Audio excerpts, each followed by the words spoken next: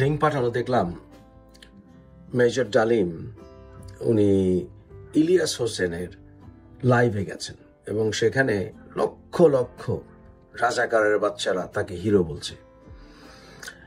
এই লাইভের মাধ্যমে প্রমাণিত হলো বঙ্গবন্ধুকে যারা হত্যা করেছিল তারা আসলেই রাজাকারের দোসর, পাকিস্তানের দালাল ছিল। এটা একেবারে আজকে প্রমাণিত হলো। বঙ্গবন্ধুকে যে কোনো কারণেই তারা হত্যা করেছিল, তারা পরোক্ষভাবে তারা দেশপ্রেমের কথা বলতো। তাদের অনেকেই মুক্তিযোদ্ধা ছিল, তাদের ব্যাপারে আমরা সবাই কম বেশি কনফিউজ ছিলাম। আমার কথা একটু বাদ দেন, কারণ আমি পারিবারিকভাবে অনেকটা ইনফর্ম ছিলাম।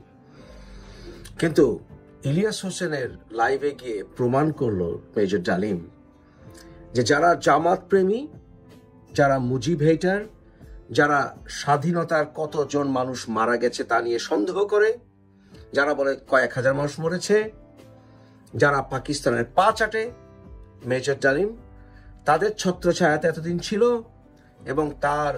এবং তাদের দোসর হিসাবে নিজেকে আত্মপ্রকাশ করল। শেম অন ইউ মেজর ডালিম, শেম অন ইউ।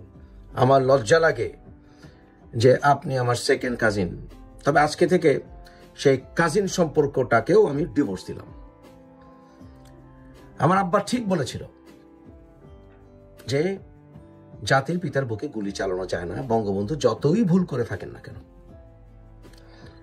মেজর ডালিম শুধু বঙ্গবন্ধু হত্যাকারী টিমে ছিল না, সে পাকিস্তানিদের কাছে কি আশ্রয় নিয়েছিল এবং জিন্দাবাদের রাজনীতি কায়েম করেছিল এই মেজর ডালিম রা। এবং এও প্রমাণিত হলো যে তারা মনে প্রাণে জামাতি হয়ে গিয়েছিল এবং এখনো তারা সেই জামাতি দোসরদের আইডিওলজি বহন করে। আমি সেই লাইভটি কয়েক মিনিট দেখে আমার আর রুচিতে কোলায়নি। সারা বাংলাদেশের কয়জন দেশদ্রোহী রাজাকার তাকে ভালোবাসলো এতে কোনো আসে যায় না। তার পরিবারের সদস্যরাই অধিকাংশই তাকে ছুঁড়ে ফেলে দিয়েছে, তার আপন মামারাই তাকে ছুঁড়ে ফেলে দিয়েছিল।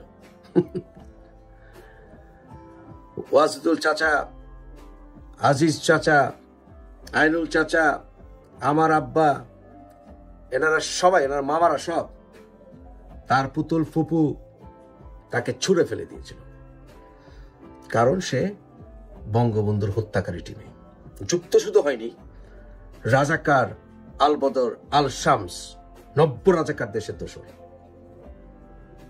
সেই মনেও মেজর ডালিম, আজকে থেকে আপনাকে ডালিম ভাই বলবো না, বেঈমান ডালিম। যাও বাংলাদেশে যাও ডালিম, সুযোগ পেলে তোমাকে বাংলার স্বাধীনতা কামীর মানুষরা জায়গা মতো পৌঁছে দেবে ইনশাআল্লাহ।